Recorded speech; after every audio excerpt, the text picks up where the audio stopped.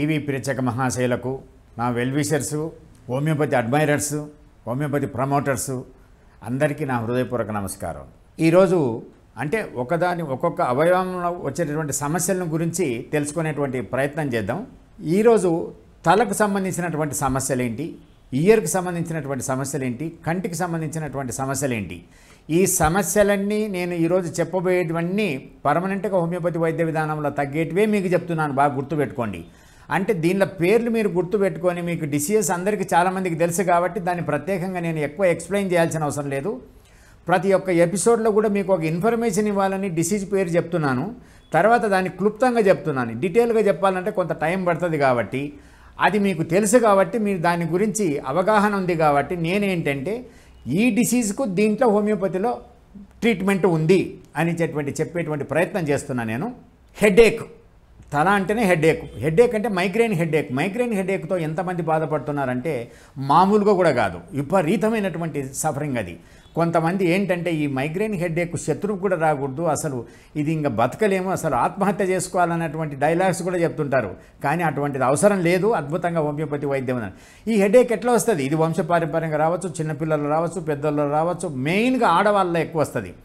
ఏ విధంగా వస్తుంది అంటే కొన్ని కెమికల్స్ రిలీజ్ అయ్యి ఆ కెమికల్స్ యొక్క ప్రభావం బ్లడ్ వెసల్స్ మీద పడి బ్లడ్ వెసల్స్లో ఉన్నటువంటి అవి కంట్రాక్షన్స్, డైలటేషన్స్ ఎక్కువై తర్వాత విపరీతమైనటువంటి బాధ వస్తుంది. వీళ్ళు ఎండకెళ్ళినా, ప్రయాణం చేసినా, ఫంక్షన్స్కి వెళ్ళినా, టీవీ చూసినా, నిద్ర మేల్కొన్నా, ఉపవాసం ఉన్న, ఫంక్షన్స్ షాపింగ్కి వెళ్ళినా, నచ్చని వాళ్ళ ఇంటికి వచ్చినా, వాళ్ళ ముఖం చూసినా, వాళ్ళ టాపిక్ ఎత్తినా, వాళ్ళ ఇంటికి బలవంతంగా పోవాలన్నా విపరీతమైన అన్యదా భావించవద్దు. కొంతమంది ఏంటంటే పుట్టింటి వాళ్ళు సరిగ్గా పలకరించలేదనో, లేకపోతే వాళ్ళు ప్రేమ లేదనో, ఇటు ఏదన్నా కానీ కారణం విపరీతమైన తలనొప్పి. ఆ తలనొప్పి వచ్చినప్పుడు ఎవరు మాట్లాడకూడదు, మామూలుగా లైట్ ఉండకూడదు, సౌండ్ ఉండకూడదు, డార్క్ రూమ్లో వండుకోవాలి, తల గుడ్డ కట్టుకొని పండుకోవాలి, తల గోడకేసుకొని కొట్టుకునేటువంటి పరిస్థితులు కొంతమంది ఉంటాయి.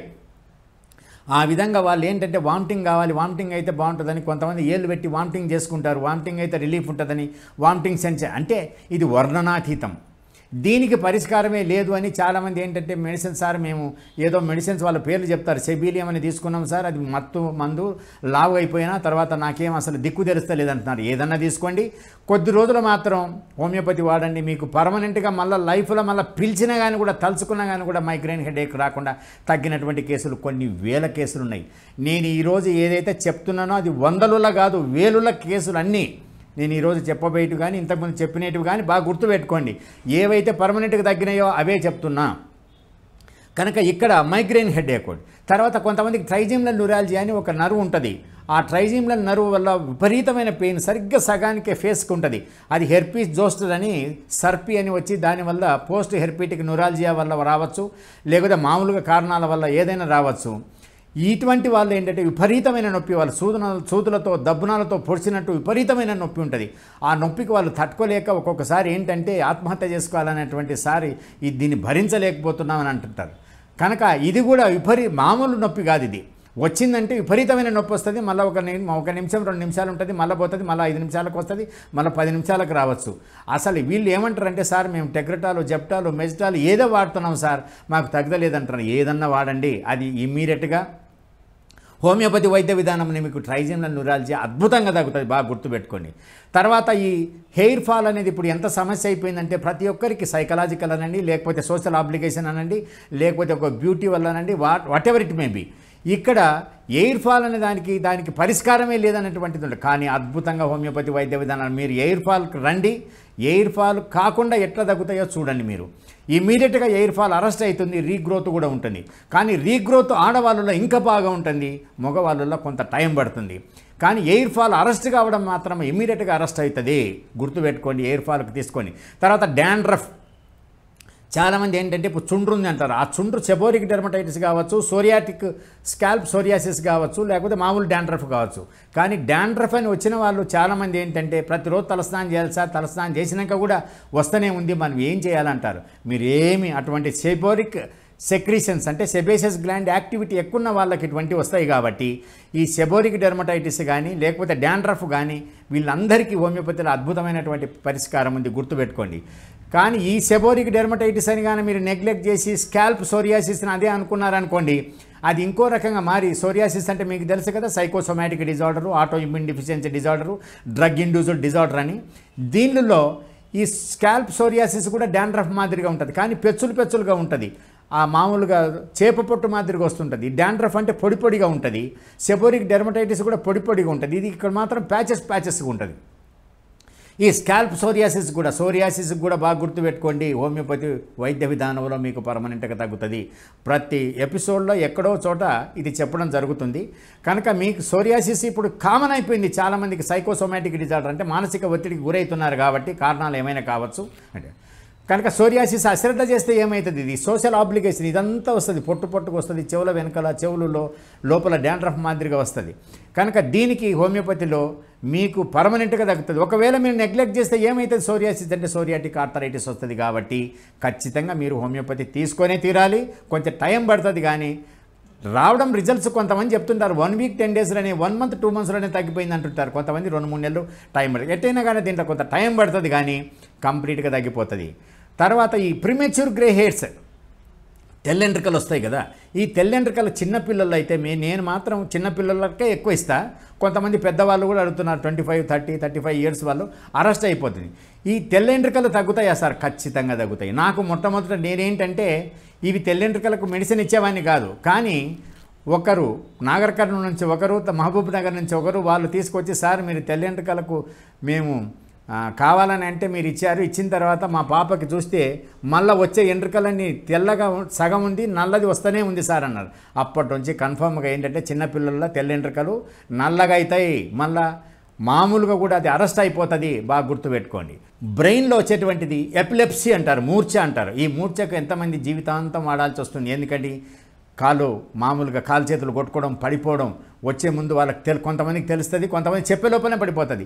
ఇది ప్రమాదమైనటువంటి జబ్బు కాదు, కానీ ఎప్పుడన్నా అటాక్ వచ్చిందనుకోండి, ఆ అటాక్ అప్పుడు కింద పడితే దెబ్బలు తగిలితే, తలకు దెబ్బ తగిలినా, ఇంకో చోట తగిలినా, ఫ్రాక్చర్ కావచ్చు, ఇంకో రకం కావచ్చు, అది ప్రమాదం. కానీ దీన్ని చాలామంది ఏంటంటే 3 ఏళ్ళ వరకు వాడండి, 3 ఏళ్ళు వాడిన తర్వాత మళ్ళీ రాలేదు అని అంటే ఓకే, కానీ 3 ఏళ్ళు అయినా కూడా మళ్ళీ వస్తుందంటే మళ్ళీ అక్కడి నుంచి 3 ఏళ్ళు, మళ్ళీ అక్కడి నుంచి 3 ఏళ్ళు అంటున్నారు సార్ అంటున్నారు. ఏది ఏమైనా కానీ కూడా మీరు అన్ని సంవత్సరాలు జీవితాంతం వాడాల్సిన అవసరం లేకుండా, ఎపిలెప్సీ మూర్ఛ అంటే సడన్గా ఫిట్ రావడం, పడిపోవడం, గుడ్లు తేలేయడం, ఓసారి మూత్రం తెలియకుండా అయిపోవడం, తర్వాత మొత్తం అటాక్ వచ్చిన తర్వాత వాళ్ళు నీరసం అయిపోతారు, ఇంకా లేయలేరు. లేచిన తర్వాత కూడా ఏం జరిగిందో వాళ్ళకి అర్థం కాదు. అటువంటి కొంతమంది నిద్రలు రావచ్చు, కొంతమంది. కనుక వీళ్ళు చాలా ప్రమాదం. డ్రైవింగ్ చేయొద్దు, స్కూటర్ వెనకాల ఎవరైనా కూర్చోబెట్టుకున్నా కూర్చోద్దు, డ్రైవింగ్ అస్సలు చేయొద్దు, ఈతకి వెళ్ళొద్దు, చెట్టు ఎక్కొద్దు. ఎందుకంటే ప్రమాదం, అటాక్ ఎప్పుడు వస్తుందో తెలియదు. ఈ అటాక్ ఎప్పుడు వస్తుందంటే ఎండకెళ్ళినా, ఉపవాసం ఉన్నా, తర్వాత మామూలుగా ఈ విధంగా చల్లగాలికి ఎక్స్ట్రీమ్ ఎక్స్పోజ్ అయినా అటువంటి రోజు ఖచ్చితంగా రావడానికి ఆస్కారం ఉంటుంది. కాబట్టి కొంచెం జాగ్రత్తగా ఉండండి. ఏది ఏమైనా మీరు ఆ మందులు వాడుతుంటే వెంటనే ఆ మందులు స్టాప్ చేయకుండా రాను స్టాప్ చేసుకుంటూ వచ్చి, తర్వాత ఈఈజీ అనేది కానీ తీపిస్తే, ఎన్కెఫలోగ్రఫీ అనేటువంటి మ్యాప్, తర్వాత మీకే చేంజెస్ తెలుస్తాయి. తర్వాత హోమియోపతి వైద్య విధానంలో మీరు 2-3 ఏళ్ళు వాడారంటే లైఫ్లో మళ్ళీ రాదు. కానీ ఫెబ్రైల్ సీజర్స్ అని వస్తుంటాయి కొంతమందికి పిల్లలకు జ్వరంతో. ఆ జ్వరం వచ్చినప్పుడు ఫిట్స్ వస్తాయి, తల్లిదండ్రులు బాగా అసలు ఇంకా మొత్తం టెన్షన్ ఫీల్ అవుతారు, పోయి ఆ హాస్పిటల్ అడ్మిట్ చేస్తారు, మళ్ళీ వస్తారు, మళ్ళీ భయపడుతుంటారు. ఇవి ఫీవర్ వచ్చినప్పుడే వస్తుంది, జ్వరం వచ్చినప్పుడే వస్తుంది, కొంత వయసు వచ్చినాక దానంతకదే తగ్గిపోతుంది. ఇది నిజమే. కానీ కొంతమందిలో ఏమవుతుందంటే ఫీవర్ రాకుండా కూడా వచ్చిందనుకోండి ఫిట్, అది మాత్రం మీరు నెగ్లెక్ట్ చేయొద్దు. ఖచ్చితంగా మీరు హోమియోపతి వాడండి. అలోపతి వాడుతున్నా కానీ కూడా హోమియోపతి మాత్రం వాడండి. మీకు ఆ పరిష్కారం కంప్లీట్గా ఉంటుంది హోమియోపతి వైద్య విధానంలో. తర్వాత హెడ్ ఇంజరీస్, ఎప్పుడే కానీ తలకు దెబ్బ తగిలింది అనుకోండి, కొంతమంది ఏంటంటే తలకు దెబ్బ తగిలి కోమాకి వెళ్ళిపోతారు, కోమాకి వెళ్ళిపోయి అడ్మిషన్ అవుతారు. ఆ అడ్మిట్ అయిన తర్వాత కూడా ఆ కోమాలోనే ఉండిపోయి, అటువంటి కేసులు మా దగ్గరికి వచ్చిన తర్వాత మేము మెడిసిన్ ఇచ్చిన తర్వాత లోపల బ్లడ్ క్లాట్ అయినది, లోపల హెమరేజ్ అయినటువంటిది, అది డిజాల్వ్ అయితే కొంతమంది డాక్టర్స్ చూసి ఆశ్చర్యపోయారట. ఏంటి ఎట్లా తగ్గింది ఇది, అసలు మేమేం మెడిసిన్ ఇవ్వలేదు, దీనికి ఆపరేషన్ చేయాలనుకున్నాం, ఆపరేషన్ చేయకముందు కూడా ఇంత క్లాట్ తగ్గిపోయింది అనేటువంటి సర్ప్రైజ్ ఎక్స్ప్రెస్ చేసిన వాళ్ళు కూడా ఎంతోమంది ఉన్నారు.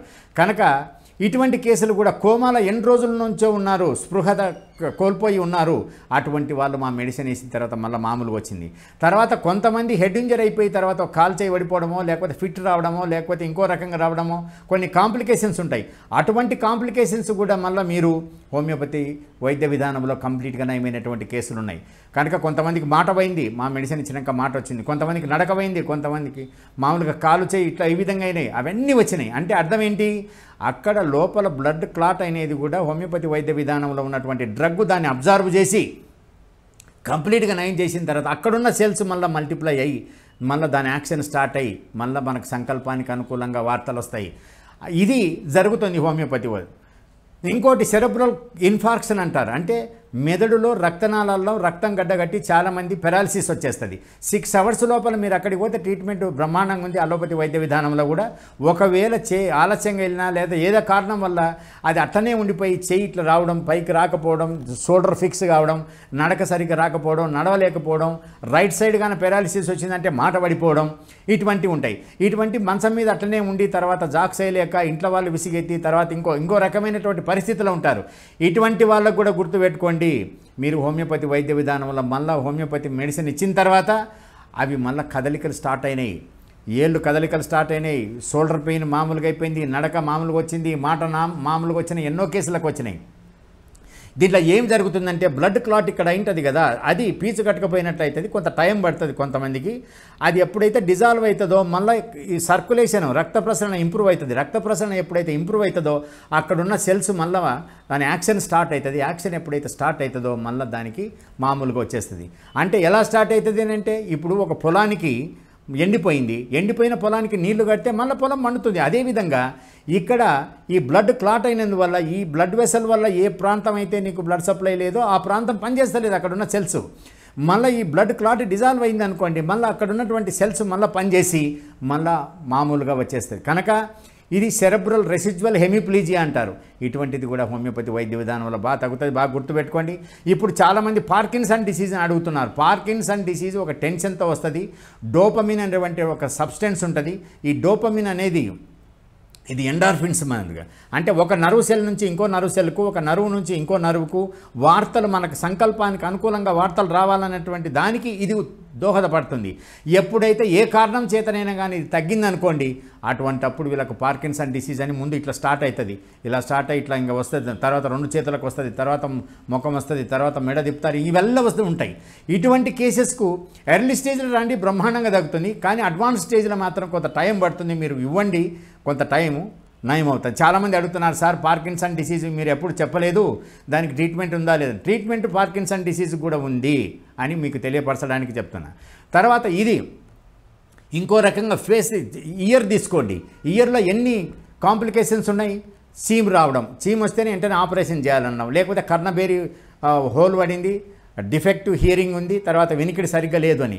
ఇటువంటివి కూడా మా దగ్గరికి వచ్చిన తర్వాత మీకు ఆపరేషన్ అవసరం లేకుండా చెవుల చీము మళ్ళీ రాకుండా, తర్వాత ఆ హోల్ ఎప్పుడైతే టింపానిక్ మెంబ్రెయిన్ ఉంటుందో ఆ మెంబ్రెయిన్ హోల్ పడింది అనుకోండి, మళ్ళీ అది కవర్ అయిపోయి బ్రహ్మాండంగా హోమియోపతి వైద్య విధానంలో తగ్గినది. కనుక ఇయర్ ప్రాబ్లమ్స్ కూడా అంటే మీకు తలకు సంబంధించిన దాంట్లో నేను చెప్తున్నా అన్నీ. ఈ ఇయర్ ప్రాబ్లం టినిటస్ అనే ఒకటి ఉంటుంది. టినిటస్ అంటే బజ్జింగ్ ఇన్ ద ఇయర్, అంటే గుయ్యన కీసురాల శబ్దం అంటాం కదా, ఆ విధంగా. కొంతమంది సైలెంట్గా ఉంటే ఇంకెక్కువ ఉంటుంది, సార్ డిస్టర్బ్ అవుతుంది, నిద్ర పట్టలేదు, తర్వాత చాలా అవస్థ పడుతున్నాం, దీనికి పరిష్కారమే లేదంటే ఆపరేషన్ కూడా చేయించాం తగ్గలేదు అని అంటుంటారు. అటువంటి వాళ్ళకు కూడా మీరు చూడండి, ఎంత తొందరగా తగ్గుతుందో మీరు అంత బ్రహ్మాండంగా తగ్గుతుంది. అది సైనసైటిస్ వల్ల రావచ్చు, టాన్సిలైటిస్ వల్ల రావచ్చు, ఇయర్ ఇన్ఫెక్షన్ వల్ల రావచ్చు, లేకపోతే ఒక నర్వ్ డిఫెక్ట్ వల్ల రావచ్చు. అద్భుతంగా టినిటస్ తగ్గుతుంది. కొంతమందికి టినిటస్ వచ్చి గిడ్డినెస్ వస్తుంది. గిడ్డినెస్ అంటే మొత్తం తల తిరిగిపోయి వామిటింగ్ అయిపోయి తర్వాత పడిపోతారు. ఈ పడిపోయి తర్వాత వాళ్ళు దిక్కు తెలియదు వాళ్ళకు. కనుక వాళ్ళకేంటంటే అసలు ఏం భూమిలోకి పోతున్నట్లు, మొత్తం బిల్డింగ్ అంతా తిరుగుతున్నట్టు, మంచం మీద అనుకుంటే మంచం తిరుగుతున్నట్టు, ఇటువంటి సఫరింగ్ ఉంటుంది. ఇది సర్వైకల్ స్పాండిలోసిస్ వల్ల రావచ్చు. మెదడుకు సప్లై చేసే రక్తనాళాలు మందమై రక్త ప్రసరణ తక్కువై చిన్న మెదడుకు తక్కువైనందువల్ల, చిన్న మెదడు మన ఈక్విలిబ్రియాన్ని మెయింటైన్ చేస్తుంది కాబట్టి అది దానికి తక్కువైనా రావచ్చు. ఏ కారణమైనా కూడా చెవులో కారణానికైతే టినిటస్ అయితే విత్ గిడ్డినెస్, విత్ వర్టిగో అంటారు దాన్ని. దీనికి అద్భుతమైనటువంటి ట్రీట్మెంట్ ఉంది హోమియోపతిలో. గుర్తుపెట్టుకొని, సార్ మేము ఎన్నో వర్టిను, స్టుజిరాను, డిజిరాను తీసుకుంటున్నామని చాలామంది చెప్తున్నారు. ఏదన్నా తీసుకోండి, దాంతోపాటు మనం తీసుకోండి, తర్వాత దాన్ని బంద్ చేసేయండి. అద్భుతంగా. తర్వాత నెక్స్ట్ ఈ బెల్స్ పాలసీ అనేది ఒకటి ఉంటుంది. బెల్స్ పాలసీ అంటే ఫేషియల్ పెరాలసిస్, ఒక పక్కనే పెరాలసిస్ రావడం. అంటే వాళ్ళకు ఈ చెవులో చల్లగాలి వెళ్ళినప్పుడు కానీ, చెవులో ఇన్ఫెక్షన్ ఉన్నా, చెవులో చీమున్నా, లేకపోతే చెవులో ఇస్టేషన్ ట్యూబ్ అని ఉంటుంది. అది టాన్సిలైటిస్ వల్ల కావచ్చు, ఫ్యారింజైటిస్ వల్ల కావచ్చు, లారింజైటిస్ వల్ల కావచ్చు, కారణం ఏదైనా కానీ కూడా ఆ ఇస్టేషన్ ట్యూబ్ నొక్కినప్పుడు దాని మధ్యన ఉన్నటువంటి ఫేషియల్ నర్వ్ గాన ఒత్తిడికి గురైందనుకోండి, వెంటనే వాళ్ళకు ఒక పక్క ఫేస్ పెరాలసిస్, అంటే వాళ్ళు కన్ను ఒక పక్క మూసుకోలేరు, తర్వాత ఈ ఫోల్డ్స్ రావు, ఇట్లా గాలి పట్టలేరు, తర్వాత ఈ సమస్యలు ఉంటాయి.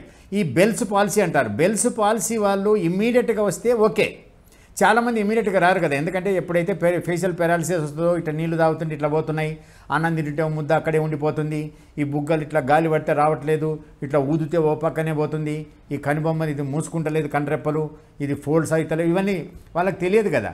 కానీ భయపడి అక్కడికి వెళ్ళిపోతారు. ఎక్కడికి వెళ్ళిపోయినా ఓకే, హోమియోపతికి వస్తే మంచిదే, రాకపోయినా తర్వాత కూడా మీకు జీవితాంతం ఆ ఫేషియల్ పెరాలసిస్ అలానే ఉండిపోతుంది. ఏది ఎట్లయితే 20%, 30%, 50%కి రిలీఫ్ వస్తుంది, మిగతా 70-80% లేకపోతే 40-60% అట్లనే ఉంటుంది. అటువంటిది టోటల్గా మాత్రం హోమియోపతి వైద్య విధానంలో తగిన మామూలు కూడా కాదు, అసలు మీరు ఇమాజిన్ చేయలేరు. కనుక బెల్స్ పాలసీ అట్లా. ఈ పాలసీ అంటే సెరెబ్రల్ పాలసీ అనేది మన ఇంకోటి ఉంటుంది. ఈ మెదడుకు సంబంధించినటువంటి వ్యాధుల్లో సెరెబ్రల్ పాలసీ అంటే మెదడే పెరాలసిస్ కావడం. ఇది ఎట్లా అవుతుంది అంటే మేనరికం పిల్లల వల్ల కానీ, లేబర్ అంటే డిఫికల్ట్ లేబర్ అంటాను, కాన్పు ఆలస్యంగా రావడం కానీ, కష్టంగా కావడం కానీ, లేకపోతే పుట్టిన వెంటనే పిల్లోడు కానీ పాప కానీ ఏడవకపోవడం కానీ, తర్వాత సిజేరియన్ చేసి తర్వాత ఏడవకపోవడం కానీ, ఇటువంటి గాన జరిగిందనుకోండి, ఆక్సిజన్ బ్రెయిన్కు ఫ్యూ సెకండ్స్ గాన తక్కువైనాయి అనుకోండి, వాళ్ళ పిల్లలు మెంటలీ రిటార్డెడ్ చిల్డ్రన్గా అవుతారు.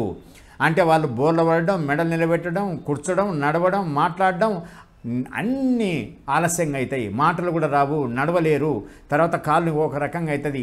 ఈ పేరెంట్స్కి ఎంత పనిష్మెంట్ అంటే ఇది అంత పనిష్మెంటు. కొంతమంది ఏంటంటే సార్ ఏంటి మా కర్మనా ఇది, మేము ఇంట్లో పాపని ఇట్లా పెట్టుకొని ఇట్లా ఉన్నామంటారు. కనుక మీరు ఒకటే గుర్తుపెట్టుకోండి, కొన్ని కేసులు అద్భుతంగా నయమైనటువంటి కేసులు ఇంతకుముందు మీకు అద్భుతాలనే దాంట్లో నేను చెప్పాను, నేను బాగా మీరు గుర్తుపెట్టుకోండి అవి. నేను ఎందుకంటే ఒక టైం వల్ల మీకు ఆ కేసుల పేర్లు చెప్తలేను, కానీ మా దగ్గర అవి రికార్డెడ్ ఎవిడెన్సెస్ ఉన్నాయి. మీరు గాన వచ్చి వెరిఫై చేసుకొని వాళ్ళు రాసినటువంటి స్టేట్మెంట్స్ గాన చదివి చూసినారంటే అస్సలు మీకు ఇంకా డౌటే ఉండదు. అంత అద్భుతంగా హోమియోపతి వైద్య విధానంలో సెరెబ్రల్ పాలసీ తగ్గుతుంది. మా మెడిసిన్ వేసిన తర్వాత పిల్లలకు మాటలు వచ్చినాయి, నిలబడ్డారు, నడిచినారు, తర్వాత అన్నీ బ్రహ్మాండంగా తయారైనాయి. గుర్తుపెట్టుకోండి, ఈరోజు సెరెబ్రల్ పాలసీకి మెడిసిన్ లేదని అనుకోవద్దు. అద్భుతమైనటువంటి మెడిసిన్ హోమియోపతి వైద్య విధానం ఉంది, ట్రై చేయండి. సైడ్ ఎఫెక్ట్స్ లేవు, స్టీరాయిడ్స్ లేవు, ఏం ప్రమాదమైన జబ్బు కాదు, ఖర్చు ఎక్కువ ఉండదు. హోమియోపతి వైద్య విధానంలో అద్భుతంగా తగ్గుతుంది. అదేవిధంగా ఇప్పుడు ఆటిజం చిల్డ్రన్ అని అంటున్నారు, హైపర్ యాక్టివ్ చిల్డ్రన్. మా వాడు చాలా hyper active sir, attention deficit syndrome అంటున్నారు. ఏంటి అటెన్షన్ డిఫిసిట్ సిండ్రోమ్? అతని అటెన్షన్ అతనికి ఉంది, కానీ మనకు అనుకూలంగా మన అటెన్షన్కి అతను ఉంటలేడు అనేటువంటిది పిల్లలకు పనిష్మెంట్ ఇస్తున్నారు. స్కూల్లో చేర్చుకుంటలేరు అంటున్నారు, స్కూల్లో కొడుతున్నాడు అంటున్నారు, ఇది బగల కొడుతున్నాడు, ఇదే కొడుతున్నాడు, అక్కడ దుంకుతున్నాడు, ఇక్కడ చేస్తున్నాడు. ఈ హైపర్ యాక్టివ్ చిల్డ్రన్ ఇప్పుడు ఎక్కువైనారు. ఈ హైపర్ యాక్టివ్ చిల్డ్రన్ కూడా మెడిసిన్ లేదని ఏదో మత్తుమంది ఇచ్చి పనుకోబెట్టి ఇంకో రకంగా చేస్తున్నారు. కానీ అటువంటి వాళ్ళు కూడా మా దగ్గర హోమియోపతిలో మీరు గుర్తుపెట్టుకోండి, హైపర్ యాక్టివ్ చిల్డ్రన్ కూడా బ్రహ్మాండంగా హోమియోపతి వైద్య విధానంలో తగ్గుతుంది. చాలామంది అడుగుతారు సార్ దీనికి కారణం ఏంటి అని. నేను అబ్జర్వ్ చేసినది, నా పర్సనల్ అబ్జర్వేషన్, బాగా గుర్తుపెట్టుకోండి. నేను అబ్జర్వ్ చేసినది ఏంటంటే ప్రెగ్నెన్సీగా ఉన్నప్పుడు వాళ్ళ అమ్మ ఏదైనా టెన్షన్ కానీ, కోపం కానీ, విసుగు కానీ, ఆర్గ్యుమెంట్ కానీ వల్ల చేసి అటువంటి ఇరిటేషన్తో ఉన్నప్పుడు అదే ఇరిటేషన్ ఒక మెసేజ్గా పిల్లలకు జీన్స్ ద్వారా పాస్ అయ్యి ఆ విధంగా వచ్చింది అనేటువంటి అభిప్రాయంతో ఇది కరెక్టే అని అనుకోవాలి కొద్ది రోజుల కన్నా. ఏది ఏమైనా కానీ కూడా అద్భుతంగా హైపర్ యాక్టివ్ చిల్డ్రన్ బ్రహ్మాండంగా తగ్గుతుంది. మీరు పనిష్మెంట్ ఇవ్వద్దు, ఏం కొట్టొద్దు, తిట్టొద్దు, ఏం చేయొద్దు. వాళ్ళకు షార్ప్ ఇన్స్ట్రుమెంట్స్ దగ్గర ఉండకుండా చూసుకోండి, కింద పడకుండా చూసుకోండి, అంతే. వాళ్ళకి అటెన్షన్ బ్రహ్మాండంగా వస్తుంది. వాళ్ళ ఇంటెలిజెన్స్, వాళ్ళ ఎక్స్ట్రాడినరీ జీనియస్ బుర్రలో మీరు మాత్రం అనవసరంగా వాళ్ళని అండర్ ఎస్టిమేట్ చేయొద్దు. తర్వాత మైక్రోకెఫెలని చిన్న మెదడు అంటే చిన్నగా ఉంటుంది తలకాయ, వాళ్ళు కూడా ఇటువంటి మెంటల్లీ రిటార్డెడ్ చిల్డ్రన్ మాదిరిగా అవుతారు. కొంతమంది మంగోలియన్ అపియరెన్స్ మాదిరిగా ఉంటే ఫేస్, వాళ్ళు కూడా పిల్లలు. ఇటువంటి కేసెస్ అంతా హోమియోపతి వైద్య విధానంలో మీకు బ్రహ్మాండంగా తగ్గుతుంది, బాగా గుర్తుపెట్టుకోండి. కనుక ఇది చాలామంది అడిగితే డెలివరీ మామూలు అయింది సార్, పిల్లోడు ఏడ్చినాడు నీకంటే తెలుసు అంటే వాళ్ళు చెప్పినారు సార్, ఓకే ఏదన్నా కానీ మోస్ట్ ఆఫ్ ద కేసెస్ ఈ సెరెబ్రల్ పాలసీ వాళ్ళు అనవసరంగా మీరు ట్రీట్మెంట్ లేదనో ఫిజియోథెరపీ చేసో లేకపోతే ఇంకో మెంటల్లీ రిటార్డెడ్ ఇన్స్టిట్యూషన్లో అడ్మిట్ చేసో ఈ విధంగా తీసుకోవాల్సిన అవసరం లేకుండా హోమియోపతిలో మీరు బ్రహ్మాండంగా తగ్గుతుంది అనేది గుర్తుపెట్టుకోండి, బాగా నయమవుతుంది. తర్వాత ఈ చెవు సమస్యలను చెప్తున్నప్పుడు బెల్స్ పాలసీ చెప్పాను కదా, ఈ బెల్స్ పాలసీ రెండు పక్కల కూడా రావచ్చు, బాగా గుర్తుపెట్టుకోండి. ఒకసారి ఒక పక్క ఒకసారి ఒక పక్క రిపీటెడ్ కూడా రావచ్చు. ఈ రిపీటెడ్ అటాక్స్ రాకుండా కూడా హోమియోపతిలో నయమవుతాయి. తర్వాత ఈ సెరెబ్రల్ పాలసీ మాదిరిగా ఈ పెరాలసిస్ రెసిడ్యువల్ హెమిప్లీజియా అన్నా కదా, ఆ రెసిడ్యువల్ హెమిప్లీజియా వాళ్ళు సెరెబ్రల్ హెమరేజ్ వల్ల కూడా రావచ్చు. సెరెబ్రల్ హెమరేజ్ అంటే లోపల రక్తనాళాలు హై బ్లడ్ ప్రెషర్తోని బ్లడ్ వెసల్స్ చిట్లిపోయి రక్తనాళం నుంచి రక్తం బయటకు వచ్చి ఆ గడ్డ కట్టడం, అటువంటివి కూడా మా మెడిసిన్ ఇచ్చిన తర్వాత ఆ గడ్డ మొట్టమొదట స్కానింగ్ తీశారు, తర్వాత స్కానింగ్ తీశారు, మొట్టమొదటి దానికి తర్వాత దానికి అది అబ్జర్వ్ అయిపోయింది. ఆ విధంగా చేసేటువంటి హోమియోపతిలో ఒక అద్భుతమైనటువంటి పరిష్కారం ఉంది. తర్వాత ఫేస్కు చూస్తే ఫేస్లో ఏ సమస్యలు ఉంటాయి? ఫేస్లో వచ్చేటువంటి సమస్యలు ఒకటి మొటిమలకు ఎంత అంటే సైకలాజికల్గా పిల్లలు ఇప్పుడు సొసైటీలో ఆడపిల్లలు అయితే ఏ ఫంక్షన్కి వెళ్ళకున్నారు, ఇంట్లోనే ఉంటున్నారు, చీమ్ పట్టినాయి, లావుగా అయినాయి, తర్వాత కీలాయిడ్స్ మాదిరిగా పాము అయినాయి, నొప్పి వస్తుంది, తర్వాత నేను బయటికి రావట్లేను మమ్మీ, నా వల్ల కాదు, నేను ఎక్కడికి రాను. ఇది ఒక సైకలాజికల్గా. దీనికి ఎన్ని యాంటీబయాటిక్స్ వేసుకున్నా, ఎన్ని ముల్తాను మట్టి పెట్టినా, ఏం చేసినా అని కూడా తగ్గుతలేవనేటువంటి అభిప్రాయంతో చాలామంది ఉంటారు. చాలా అవాయిడ్ చేయాలని ఉంటారు. ఏది చాక్లెట్ తినకూడదు, ఐస్ క్రీమ్ తినకూడదు, స్వీట్స్ తినకూడదు, నాన్ వెజిటేరియన్ తినకూడదు, ఫ్యాట్ అదంతా ఒకటిదే. ఇంతకుముందు తిన్నారు కదా కొంత వయసులో 10-12 ఏళ్ళ వరకు, అప్పుడు ఎందుకు రాలేదు, ఇప్పుడు ఎందుకు వచ్చింది? ఇది సెబేసియస్ గ్లాండ్ యాక్టివిటీ. ఇది చెస్ట్ మీద రావచ్చు, బ్యాక్న రావచ్చు, షోల్డర్స్కి రావచ్చు, ఫేస్కి రావచ్చు, ఎక్కడొచ్చినా కానీ కూడా ఇది హోమియోపతి వైద్య విధానాలు. మీకు 1 నెల 2 నెలలు చూడండి, దానికి మార్పు ఉంటుందో లేదో చూడండి, బ్రహ్మాండంగా మళ్ళీ రిలాప్స్ కావు. తర్వాత ఈ కీలాయిడ్స్ మాదిరి ఉండేవి కూడా అద్భుతంగా తగ్గిపోయినటువంటి కేసులు ఉన్నాయి. ఇదే విధంగా ఈ ఫేస్లో మామూలుగా ఈ సెబోరిక్ డెర్మటైటిస్ అని వచ్చి కొంతమందికి ఎలఫేసియా ఎరేటా అంటారు, పేనుగోరు కూడా అంటారు. కొంతమంది మొగోళ్ళకు గడ్డం దగ్గర, తర్వాత మీసాల దగ్గర, ఎక్కడైనా ఈ పేనుగోరు కూడా అనే దానికి పెయిన్ అనేది ఏమి ఉండదు, కానీ అది పేరు వచ్చింది. ఇది కూడా ఒక ఆటో ఇమ్యూన్ డిఫిషియన్సీ డిజార్డర్, ఎలఫేసియా ఎరేటా. కొంతమంది నేపాలి విత్తనాలు తెచ్చి అక్కడ రబ్ చేసి పుండు చేసుకొని ఆ పుండు అయినాక క్రస్ట్ తీసేసి ఆ క్రస్ట్ అయినాక మళ్ళీ రావడం, ఇది టెంపరీగా రావచ్చు, కానీ మళ్ళీ పర్మనెంట్గా కూడా హోమియోపతిలో ఉన్నాయి. ఎలఫేసియా టోటాలిస్ అని ఇంకోటి ఉంటుంది, అది ఆటో ఇమ్యూన్ డిజార్డర్. అది అంటే కండ్రెప్పలు పోవడం, ఐలాసెస్ పోవడం, తర్వాత మొత్తం ఎండ్రికలంటే కూడా ఒక్క రోజున మొత్తం ఊడిపోతున్నాయి. అటువంటివి కొంత ఆలస్యం అవుతుంది కానీ రిజల్ట్స్ అయితే ఉన్నాయి, కానీ అంత ఎంకరేజింగ్గా కొంత తొందరగా రావట్లేదు, కానీ ఆలస్యంగా వస్తున్నాయి. ఎలఫేసియా ఎరేటా మాత్రం తొందరగా రిజల్ట్స్ వస్తున్నాయి. కనుక ఈ విధమైనటువంటి దానిలకు పరిష్కారం హోమియోపతి వైద్య విధానంలో ఉందనేది మీరు తెలుసుకోవాలని. కనుక ఈ మొటిమల సమస్యలకు కీలాయిడ్ ఫామ్ అయినా, స్కార్స్ ఫామ్ అయినా అని కూడా తగ్గినటువంటి కేసులు ఉన్నాయి. మొత్తానికైతే మాత్రం సెబేసియస్ గ్లాండ్ యాక్టివిటీ కంట్రోల్ చేసి మీరేం పత్యం చేయకుండా కూడా అద్భుతంగా మీకు మొటిమలు పర్మనెంట్గా తగ్గుతాయి, స్కార్స్ కూడా లేకుండా మామూలుగా నీట్గా హీల్ అవుతాయి. తర్వాత చాలామంది అడుగుతున్నారు, సార్ ఇన్ని చెప్పారు, కంటి సమస్యలను గురించి చెప్పలేదు. నేను చెప్పాను ఇంతకుముందు కూడా, కానీ ఈ కంటి సమస్యలను గురించి కొంత మీకు తెలియపరిచే ప్రయత్నం చేస్తా.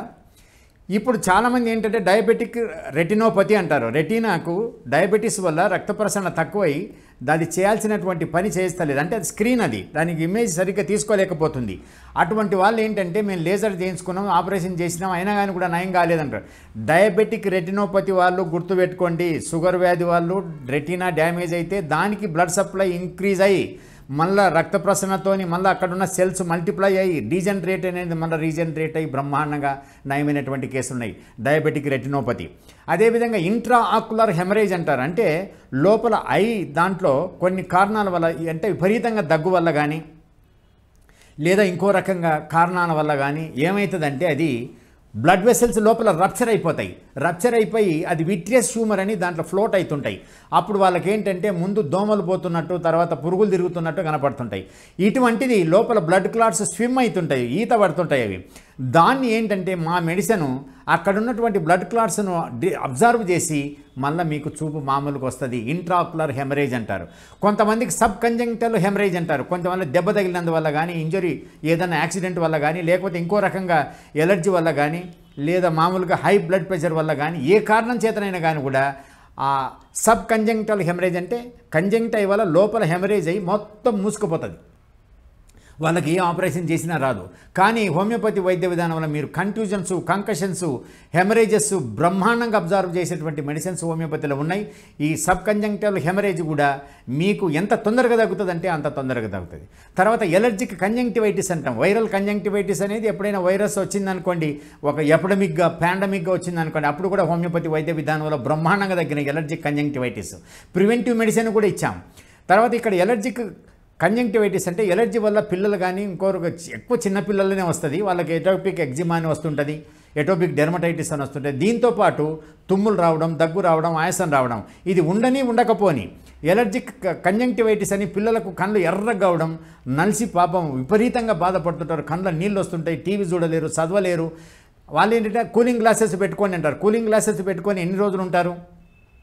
ఇటువంటి వాళ్ళకు కొంత వయసు వస్తే దానంతకైతే తగ్గుతుంది. మీరు ఏం భయపడాల్సిన అవసరం లేదు. ఎంత వయసు వచ్చినా తగ్గదు. మీరు ఖచ్చితంగా హోమియోపతి వైద్య విధానంలో తీసుకోవాల్సింది. ఎందుకనంటే నేను ఒక రోజు 2 రోజులు అన్నటువంటి అనుభవంతో చెప్తలేను. నేను ఎలర్జిక్ రీసెర్చ్ డిపార్ట్మెంట్లో రీసెర్చ్ చేసినటువంటి ఎలర్జీస్లో, నాసో రెస్పిరేటరీ ఎలర్జీస్ రీసెర్చ్లో ఏది ఆస్తమా, ఎలర్జీ, ఇస్నోఫిలియా, సైనసైటిస్, బ్రాంకైటిస్, దీంట్లో ఛాలెంజింగ్గా 100% గ్యారెంటీగా హోమియోపతి వైద్య విధానంలో తగ్గినటువంటి కేసులు, రుజువైనటువంటి కేసులు నా దగ్గర ఎవిడెన్సెస్ ఉన్నాయి. దాంట్లో గవర్నమెంట్ హోమియోపతిక్ హాస్పిటల్ రీసెర్చ్ డిపార్ట్మెంట్లో నేను దీని మీద ఆస్తమా, ఎలర్జీస్ దీని మీద రీసెర్చ్ చేసిన కాబట్టి మీకు చెప్తున్నా. అదేవిధంగా రొమటాలజీ డిపార్ట్మెంట్లో రొమటాలజీ అంటే కీళ్ళవాతంలో సంబంధించినటువంటి రొమటాలజీ రీసెర్చ్ ఆఫీసర్గా కూడా పనిచేసినటువంటి అనుభవంతో చెప్తున్నా. 1 రోజు 2 రోజుల అనుభవం కాదు, 46 సంవత్సరాల అనుభవంతో చెప్తున్నా మీకు. నేను ఈ డిపార్ట్మెంట్లో head of the department of general medicine, department of materia medica, head of the department of philosophy, superintendent government homoeopathic hospital, ఈ విధంగా ఎన్నో డిఫరెంట్ కెపాసిటీల్లో నేను పనిచేసినటువంటి అనుభవం భగవంతుడు నాకు ఇచ్చినాడు కాబట్టి ఆ అనుభవం మీకు చెప్తున్నా. ఈ allergic conjunctivitis, allergic rhinitis, allergic bronchitis, allergic sinusitis, allergic asthmatic bronchitis ఇవన్నీ మీకు అద్భుతంగా తగ్గుతాయి. కనుక ఎలర్జిక్ కంజంక్టివైటిస్. కొంతమందికి ఆప్టిక్ నర్వ్ ఎట్రోఫీ అవుతుంది. అంటే ఆప్టిక్ నర్వ్ అనేది ఒకటి ఉంటుంది, ఆ నర్వ్ ఎండిపోతుంది, దానికి కూడా హోమియోపతిలో ఉంది. చాలామంది ఏమడుగుతున్నారంటే ఆర్పి అనే దానికి ఉందా సార్, రెటినైటిస్ పిగ్మెంటోజా అని. అంటే రెటీనా మీద పిగ్మెంట్ డిపాజిట్ అయ్యి తర్వాత వాళ్ళకి ఏమంటే ఇమేజ్ లోపలికి వెళ్ళదు, ఆ స్క్రీన్ మొత్తం ఇది మామూలుగా పేస్ట్ చేసినట్టు అవుతుంది. కనుక వాళ్ళకి ఈ రెటినైటిస్ పిగ్మెంటోజా అనేది వంశపారంపర్యంగా వస్తుంది, కొంతమంది బెనరికా వల్ల వస్తుంది. ఈ విధంగా ఇటువంటి కేసులు నా దగ్గరికి వచ్చిన తర్వాత చాలామందికి అవి అరెస్ట్ అయ్యి మళ్ళీ మామూలుగా నార్మల్గా వచ్చినటువంటి కేసులు కూడా ఉన్నాయి. తర్వాత ఇది ఎర్లీ స్టేజ్లో వస్తే ఇంకా బ్రహ్మాండంగా ఉంటుంది. ఈ ఎలర్జిక్ డిజార్డర్స్తో పాటు స్టైస్ అని వస్తాయి. స్ట్రెస్తోని, స్టైస్ అంటే మామూలుగా కండ్రప్పలకు వస్తుంటే చూడు, రిపీటెడ్గా వస్తాయి. తర్వాత స్టైస్ కానీ నెగ్లెక్ట్ చేసినారనుకోని 2-3 రోజులు మా దగ్గరికి రాకపోతే అది పీచు కట్టుకుపోయి చెలేజియాగా మారుతుంది, అది ఐస్ క్యూబ్స్ పెడితే పోతుంది అంటారు. అది కూడా మీకు హోమియోపతిలో బ్రహ్మాండంగా తగ్గుతుంది. అంటే ఎందుకు తగ్గుతుంది ఇవన్నీ అని అంటే మీకు ఎవరికి తెలియదు కాబట్టి చాలామందికి ఇవి తగ్గుతుందా, ఇది ఆపరేషన్ చేయించాలి ఇది. తర్వాత లాక్రిమ్ అని అనుకుంటారు, ఆపరేషన్స్ అవసరం లేదు, ఏదైతే ఆపరేషన్ కావాలనుకుంటారో అటువంటి చాలా కేసులు హోమియోపతి వైద్య విధానంలో ఆపరేషన్ లేకుండా తగ్గినటువంటి. లాక్రిమల్ ఫిస్టులా అంటారు, అంటే లాక్రిమల్ గ్లాండ్ అని మనకు కళ్ళలో నీళ్లు గారుతుంటాయి చూడండి. ఈ లాక్రిమల్ గ్లాండ్ ఫిస్టులా అది ఇట్లా మసాజ్ చేసి తీసేయమంటుంటారు. తర్వాత ఆపరేషన్ చేసినా మళ్ళీ వస్తూనే ఉంటాయి, నీళ్లు కారుతూనే ఉంటాయి. ఈ lacrimal duct obstruction, lacrimal fistula కూడా హోమియోపతి వైద్య విధానంలో బ్రహ్మాండంగా. కనుక కంటికి సంబంధించినటువంటివి చెలేజియా కానీ, స్టైస్ కానీ, డయాబెటిక్ రెటినోపతి కానీ, ఇంట్రాక్యులర్ హెమరేజ్ కానీ, రెటినైటిస్ పిగ్మెంటోసా కానీ, ఇటువంటి ఆప్టిక్ నర్వ్ ఎట్రోఫీ కానీ, ఇటువంటి ఏంటంటే హోమియోపతిలో అద్భుతంగా ఉన్నటువంటివి. అంటే చాలా సమస్యలకు హోమియోపతిలో ఉన్నాయి కాబట్టి మీరు గుర్తుపెట్టుకోండి. చిన్నపిల్లల సైట్ ఎప్పుడైతే చిన్నపిల్లల్లో ఉంటుందో వాళ్ళకు రోజుకు రోజు పెరుగుతూనే ఉంటుందంటే అటువంటిది కూడా మా దగ్గర అరెస్ట్ అయినాయి. కొన్ని నార్మల్గా వచ్చినటువంటి కేసెస్ కూడా చిన్నపిల్లల్లో, పెద్దల్లో కాదు. కనుక మీరేంటంటే హోమియోపతి వైద్య విధానంలో దీనికి అద్భుతమైనటువంటి ట్రీట్మెంట్ ఉంది కాబట్టి మీరు నిష్ణాతులైనటువంటి డాక్టర్స్, మీ దగ్గర ఉన్నటువంటి డాక్టర్స్ని సెలెక్ట్ చేసుకొని వాళ్ళ దగ్గరికి వెళ్ళి ట్రీట్మెంట్ తీసుకొని భగవంతుని వల్ల మీరు హోమియోపతి వైద్య విధానంతో బాగుపడాలన్నటువంటి ఒక ప్రేయర్తో భగవంతుడు నన్ను దీవించాలని. నమస్తే.